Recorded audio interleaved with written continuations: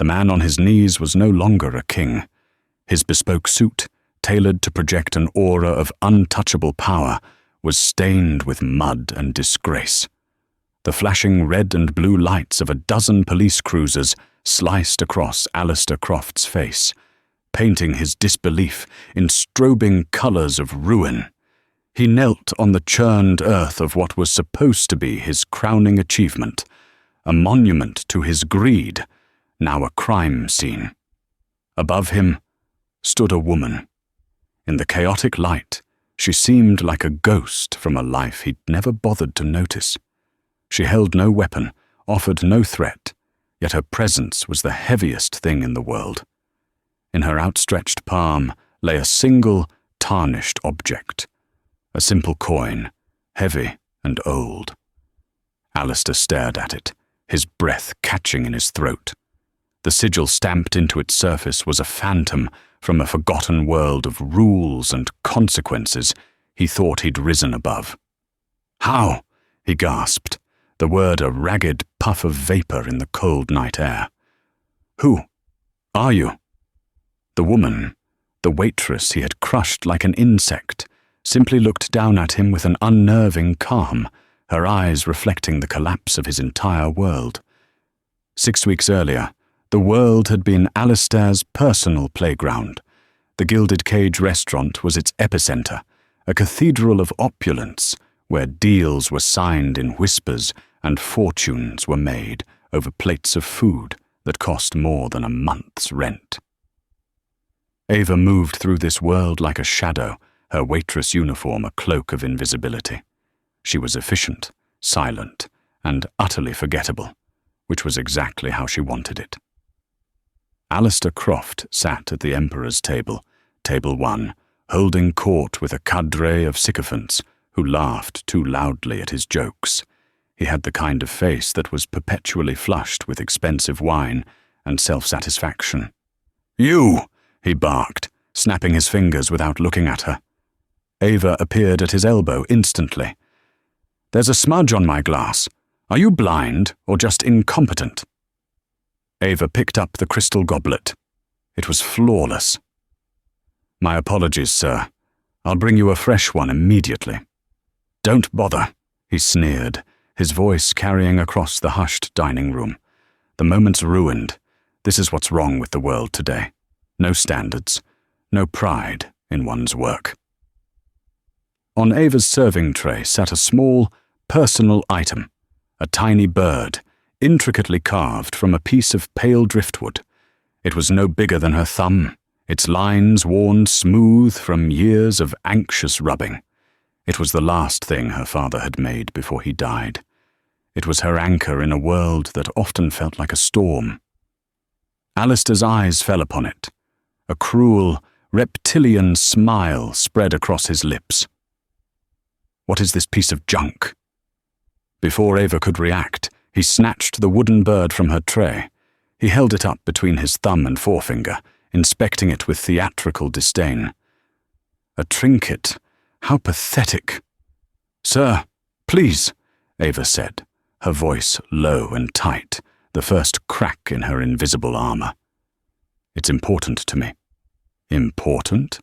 Alistair chuckled, a low, rumbling sound that made his companion snicker nervously. He looked directly into her eyes, enjoying the flicker of panic he saw there. "Let me teach you a lesson about what's important."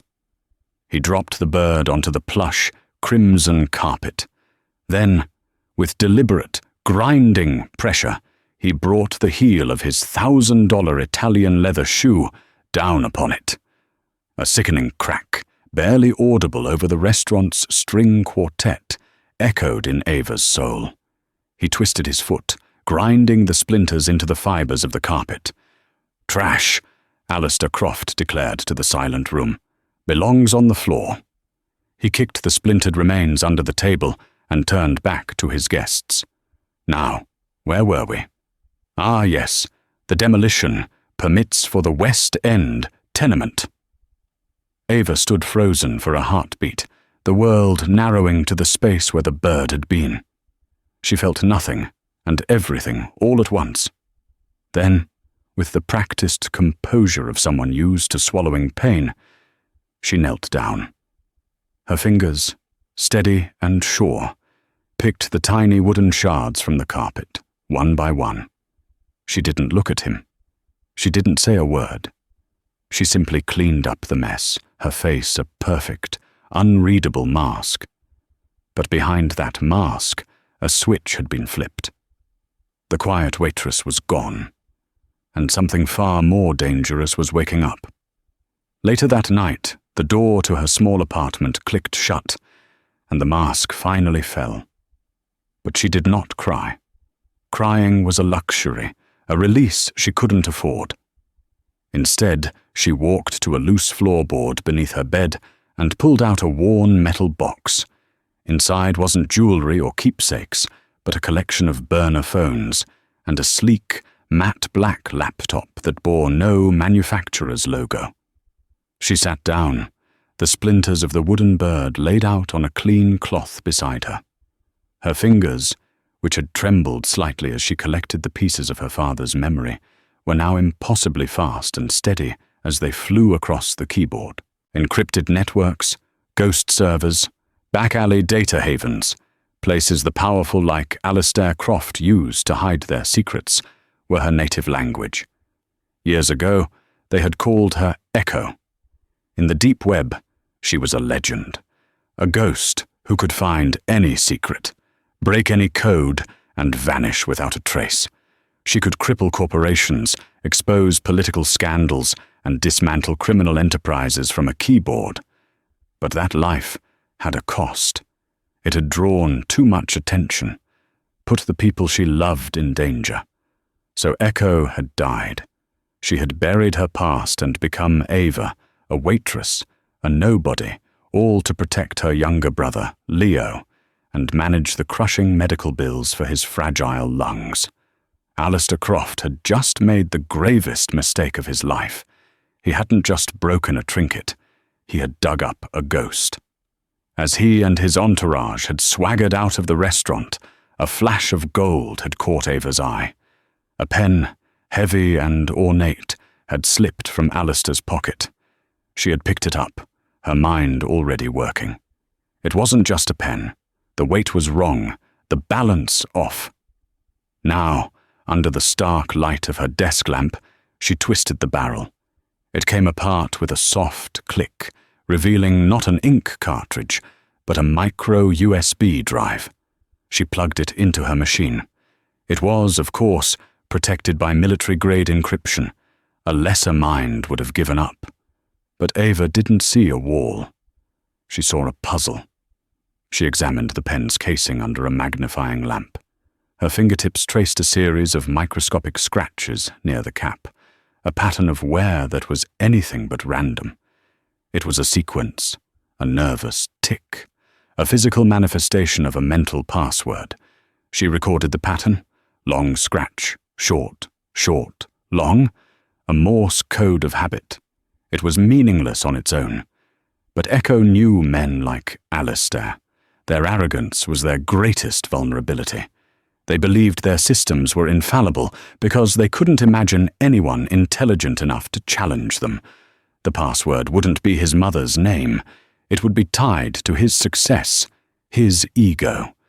She cross-referenced the scratch pattern with Alistair's financial history. Her program sifted through 10 years of stock market data, searching for a ticker symbol whose daily fluctuations matched the long-short sequence. It took 17 minutes.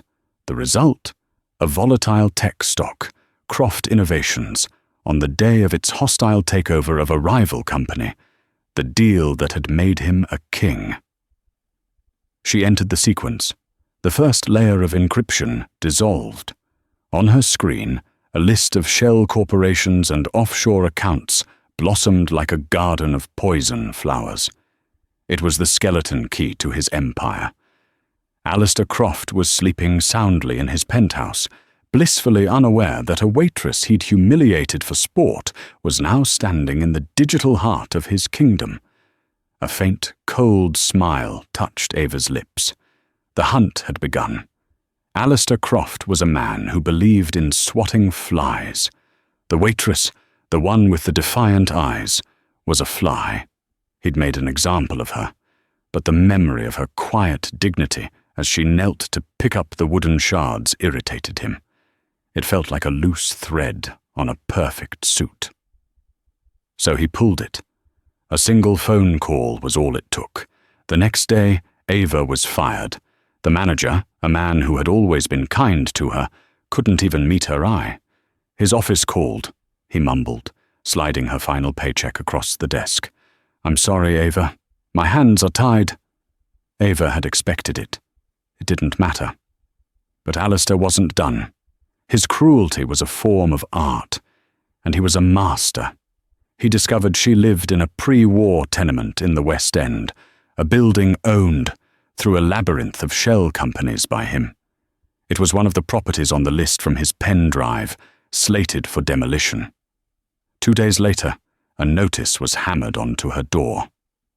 The building was being condemned, unsafe, uninhabitable. All tenants were to vacate the premises within 24 hours.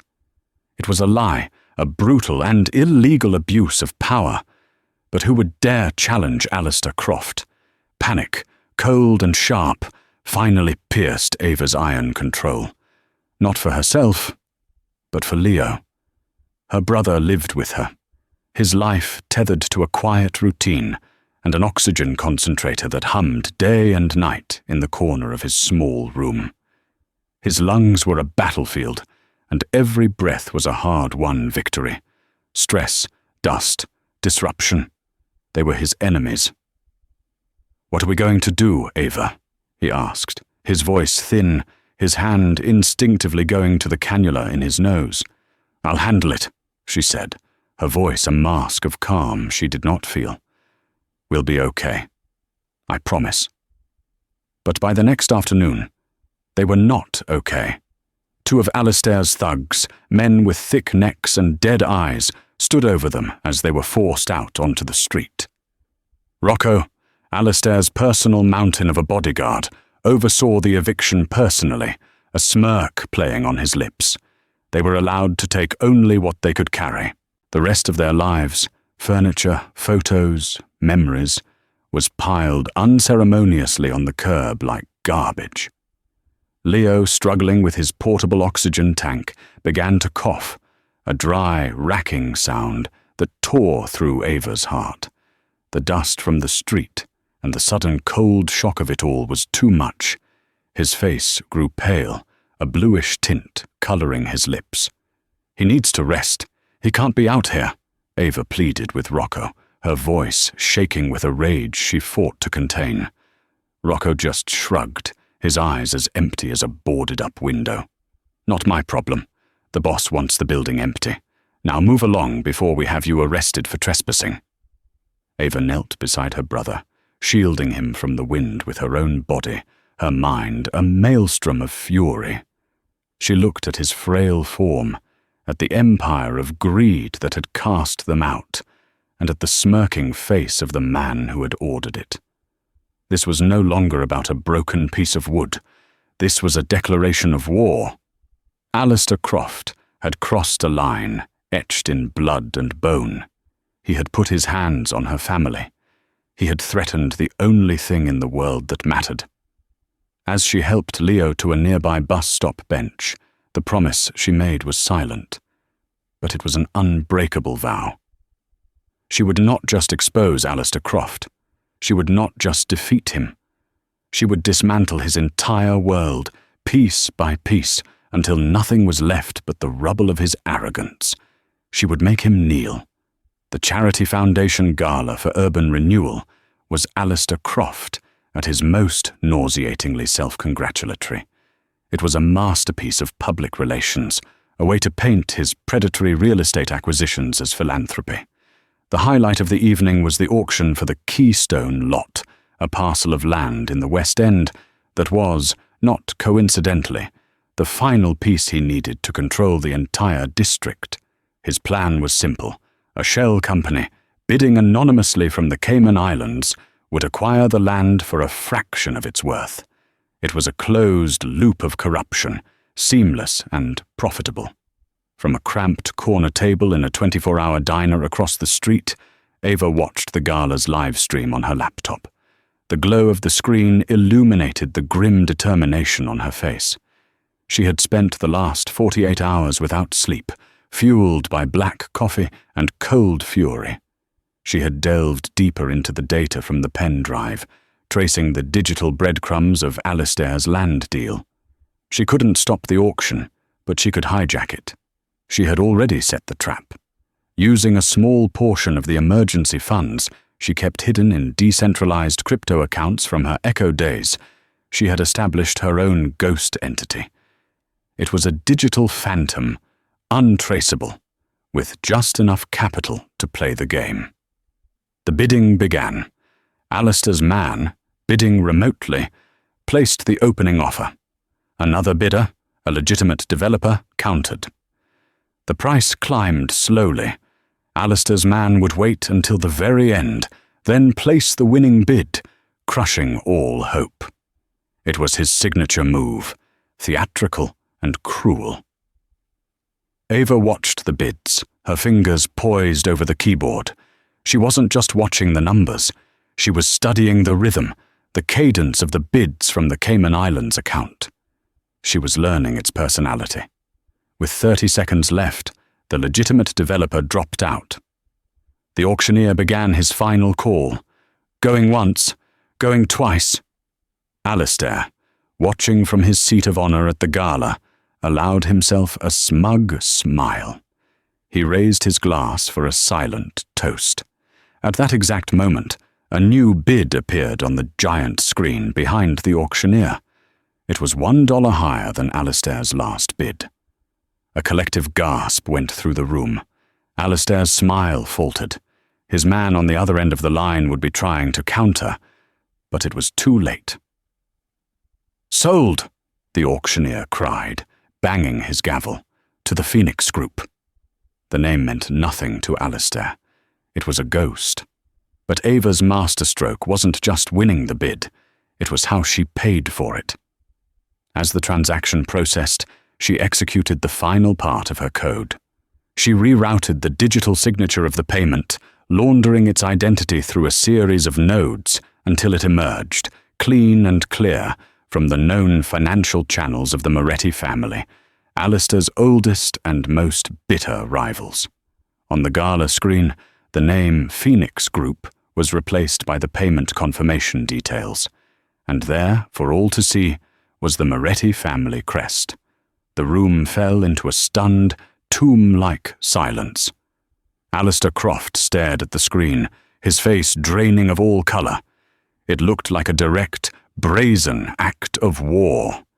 The Morettis had publicly humiliated him, stealing his prize from under his nose in front of the entire city. He hadn't been outbid. He'd been betrayed. His investors and allies in the room began to shift uncomfortably, their eyes darting between Alistair's ashen face and the damning logo on the screen. The foundation of his power, the illusion of absolute control, had just been shattered. Across the street, Ava closed her laptop.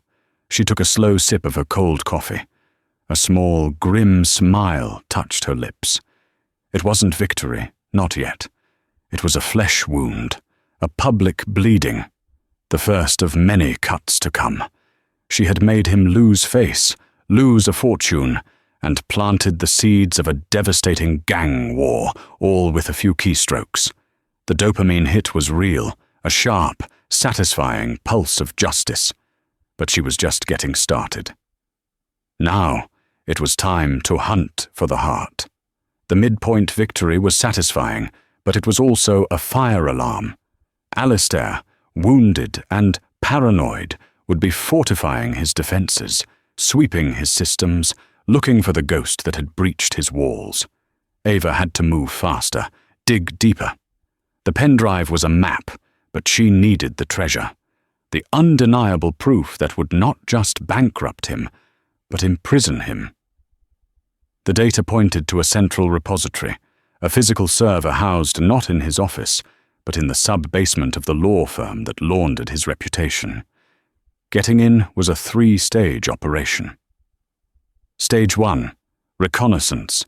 For 2 days, Ava sat in her car across from the law firm of Sterling and Finch, a gleaming tower of glass and steel. She wasn't watching the building, she was watching the people. She logged arrival times, coffee runs, smoke breaks. She identified the night security chief, a man named Henderson, and through a quick social media deep dive, discovered his passion. A failing fantasy football league. Stage 2. Social engineering. That evening, dressed as a courier, Ava entered the lobby. She held a convincingly official-looking package addressed to a partner on the 40th floor. At the security desk, Henderson barely glanced at her. "Gotta sign in," he grunted, eyes glued to a sports app on his phone. "No problem," Ava said, leaning in slightly. "Tough break with the Raptors last night, huh? Their quarterback is killing my fantasy team." Henderson's head snapped up. "You play?" For the next 5 minutes, Ava talked fantasy football with the fluency of a seasoned pro, commiserating over bad trades and surprise injuries. As she talked, she palmed a tiny RFID cloner from her pocket and pressed it against the scanner on his desk, copying the frequency of his master keycard. "You know," she said, finishing her sign-in, "my league has an opening. We could use someone who knows their stuff." She scribbled a fake email on a slip of paper. "Drop me a line," Henderson beamed. "Will do."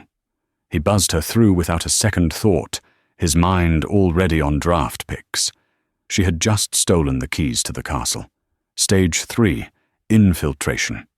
At 2:17 a.m., the city was asleep. Ava, dressed in black, scaled a maintenance ladder in the alley behind the firm, gaining access to the roof. From there, she rappelled down to the ventilation intake on the 12th floor, a blind spot in the camera coverage she'd identified earlier. Inside, the air was cold and sterile. She moved with a silent, practiced grace. A phantom in the machine. The sub-basement was a fortress. A laser grid protected the hallway to the server room. Ava pulled a small can of aerosolized dust from her pack and sprayed a fine mist into the air. The invisible beams became shimmering red lines. It was a complex matrix, but it had a rhythm, a pattern. She moved through it like a dancer, her body twisting and contorting, passing through the gaps in the sequence without breaking a single beam. The server room door had a biometric hand scanner and a pressure plate in front of it. The handprint was easy. She'd lifted a perfect copy from the smudged glass of the lobby door Henderson had opened for a client earlier. The pressure plate was trickier. It was calibrated to a specific weight range. Too light or too heavy, and the alarm would scream. She took a deep breath, distributed her weight perfectly, and placed her hand on the scanner.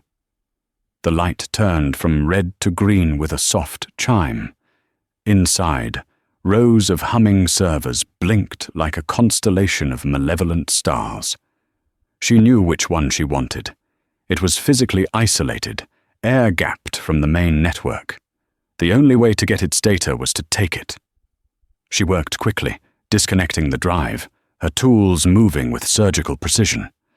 As she was sliding the drive into a static-proof bag, she heard it. The soft whir of an elevator. Someone was coming. Her heart hammered against her ribs. She had less than a minute. She couldn't go back the way she came. Her eyes darted around the room and found it, a small maintenance hatch in the floor.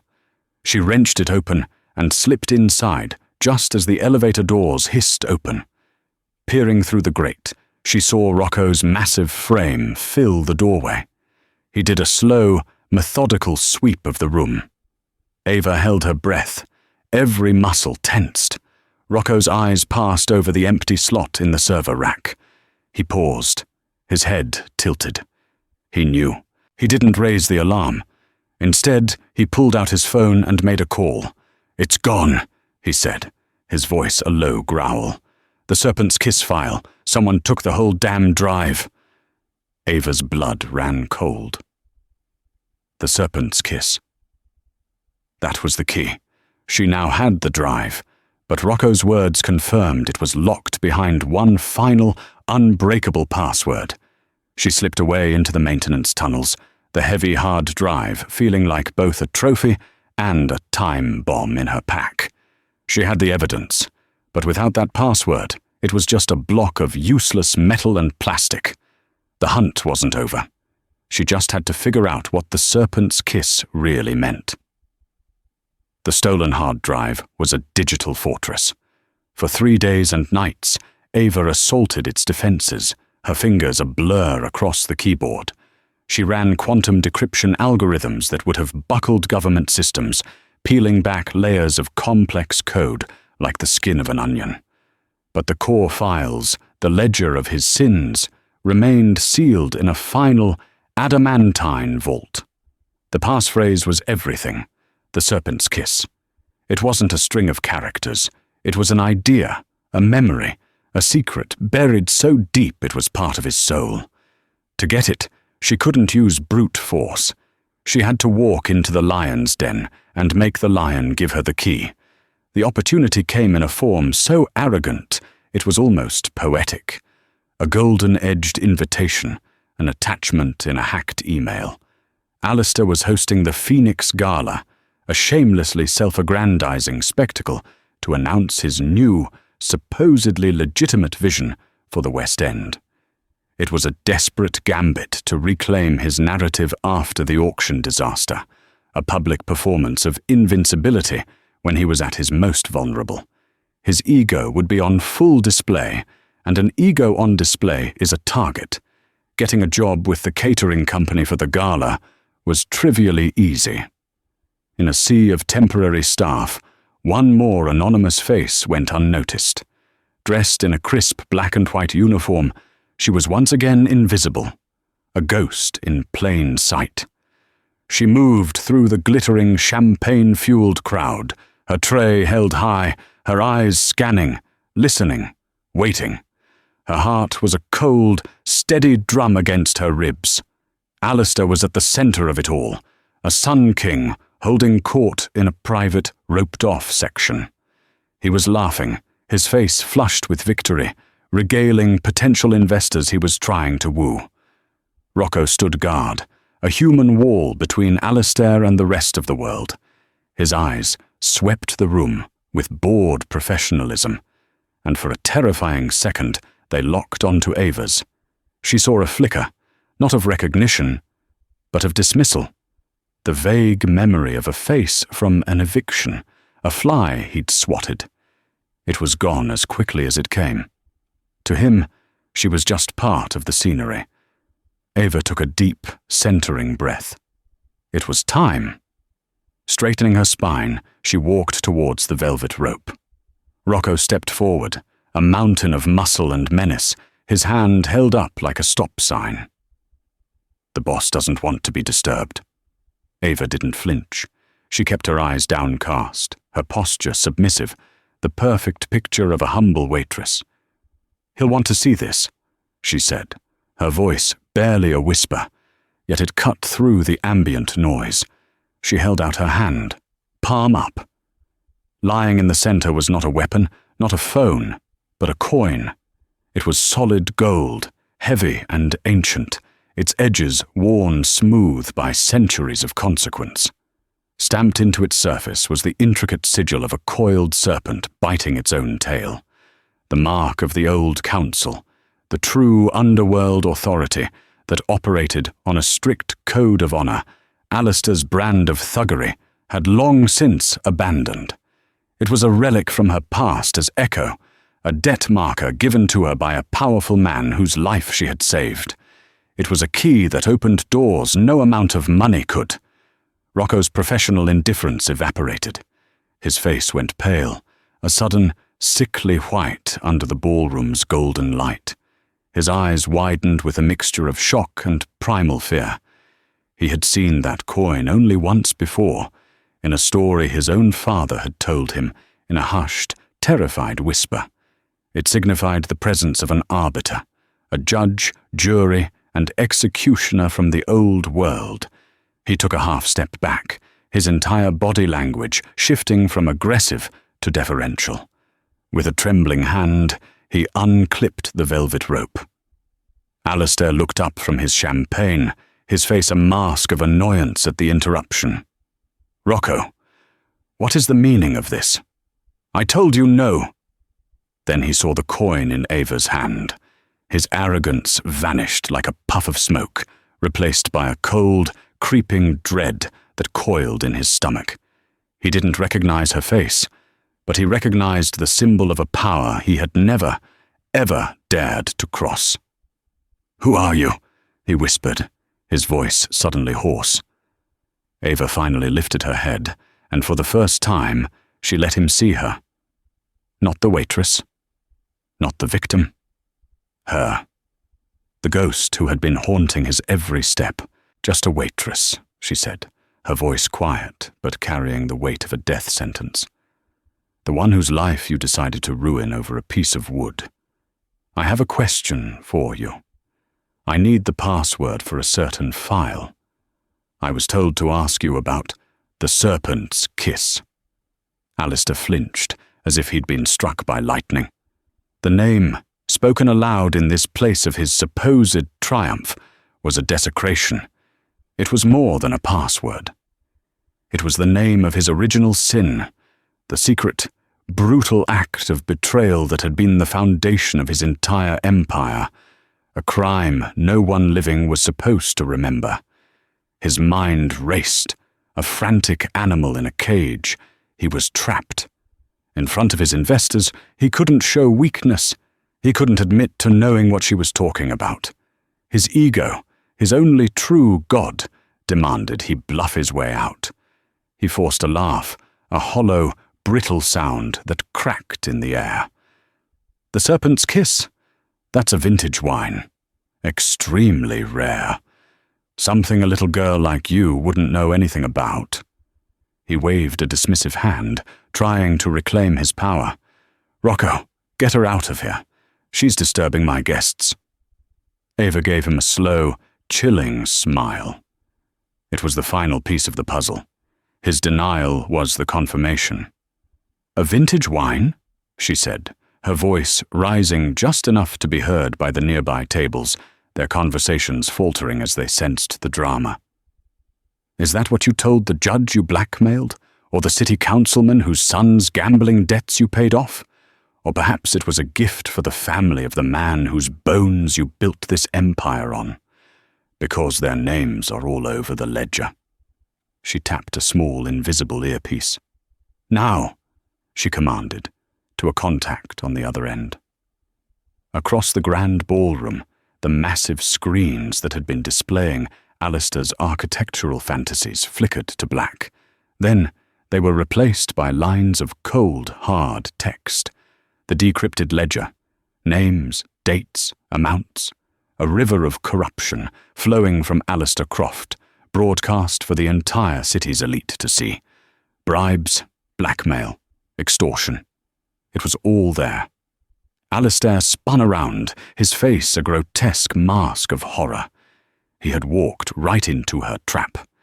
In his desperate attempt to protect his oldest secret, he had just confirmed it was the key to unlocking all the others. He had given her the password. A wave of gasps and shocked murmurs swept through the ballroom, but it was not the chaos he expected. Instead, a profound, tomb-like silence descended. The music died, the chatter ceased. Hundreds of pairs of eyes, investors, rivals, journalists, politicians, flickered from the damning evidence on the screens to the man in the center of the room. The air grew thick with his humiliation, heavy and suffocating. Alistair's mind, usually a razor-sharp instrument of calculation, was a maelstrom of white noise.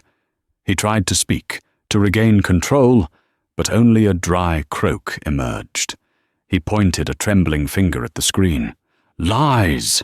he finally managed to shout, his voice cracking with desperation. "This is a technical glitch, A malicious hack by my competitors. It's slander. It's fake. The data is very real, Alistair. The voice was calm and clear, cutting through his blustering. Ava stepped forward from the shadows of the serving staff, placing an empty tray on a nearby table. She was no longer hiding. Her posture was straight, her gaze level and cold. She was not a waitress. She was a reckoning. Alistair stared at her, his brain struggling to connect the insignificant server with the architect of his ruin. "You," he breathed, recognition finally dawning. "The waitress from the restaurant. The girl with the junk." His eyes narrowed, a spark of his old arrogance returning as he found a target for his rage. "This is you? You think a little nobody like you can do this to me?" "You're right," Ava said, her voice dangerously soft. "I am a nobody. I'm the person you don't see when you snap your fingers for more wine. I'm the person whose home you demolish without a second thought. I'm one of thousands you've stepped on to get to the top. But you made one mistake, Alistair. You stepped on me, and I bit back. You'll be arrested," he snarled, trying to rally. "For theft, for corporate espionage." "Will I?" Ava countered. "Or will you be arrested for bribing Judge Miller to dismiss the wrongful death lawsuit from your first construction project? The one where the safety inspector you paid off is still living in a villa in the Bahamas?" She took a step closer, her voice dropping to a conspiratorial whisper that still seemed to echo in the silent room. "Or maybe for the illegal wiretaps on the Moretti family. I have the audio, Alistair. All of it. Would you like a sample?" He recoiled as if burned. The camera flashes from the press, who had now surged forward past the stunned security, were like relentless, blinding explosions. "It's not just her," a new voice called out. A man stood up from a table near the front. It was Frank, the manager from the Gilded Cage, his face pale but his eyes resolute. He called me personally, said he'd ruin my business, go after my family if I didn't fire her, and blacklist her from every restaurant in the city. I have the recording. He held up his phone, and Alistair's threatening voice filled the silence. Alistair's head whipped toward him. "You're a dead man, Frank." "No," another man said, rising from his chair among the investors. He was older, distinguished, his face a mask of cold fury. His name, Marcus Thorne, was scrolling on the screen next to a 7-figure payment. "You are... That payment was blackmail, Alistair. You've been holding a mistake my son made over my head for a decade. Not anymore." He looked around at the other stunned faces. "This ledger is real. I'm living proof." The dam broke. One by one, others in the room began to murmur, to point, to see their own dirty laundry aired for the world. Alistair was completely alone, an island in a sea of his own victims. He turned back to Ava, his face a contorted mess of fury and disbelief. "All of this," he choked out. "For what? A worthless piece of carved wood? That pathetic little bird? You taught me a lesson that night, remember?" Ava's voice was ice. "You wanted to teach me what's important. And I learned. I learned that what's important is that men like you, men who build empires on the backs of people you can't even be bothered to see, don't get to win." Her eyes hardened. "You taught me that trash belongs on the floor. I'm just cleaning up the mess." As if on cue, the grand doors of the ballroom burst open. 2 senior detectives walked in, their faces grim. Alistair's eyes darted toward the exit, a cornered animal looking for an escape.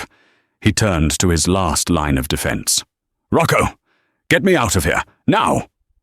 But Rocco didn't move. He stood like a statue of granite, his gaze fixed on the gold coin still visible in Ava's hand. "Rocco won't touch me," Ava said. "He understands the old rules.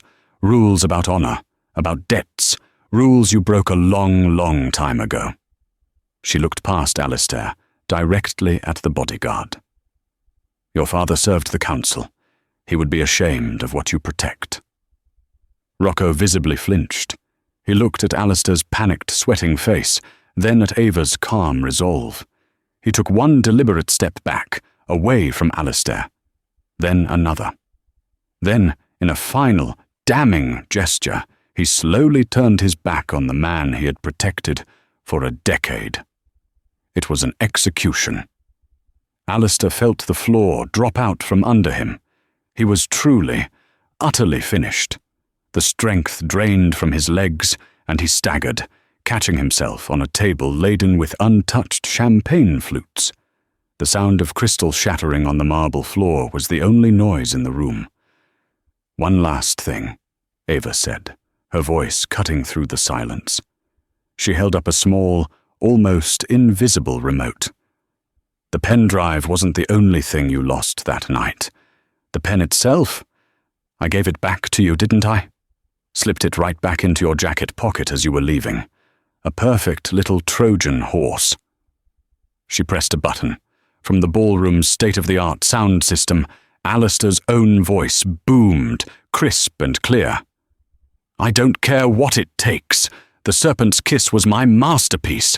I built this city on his bones, and I'll bury this little waitress right next to him if I have to.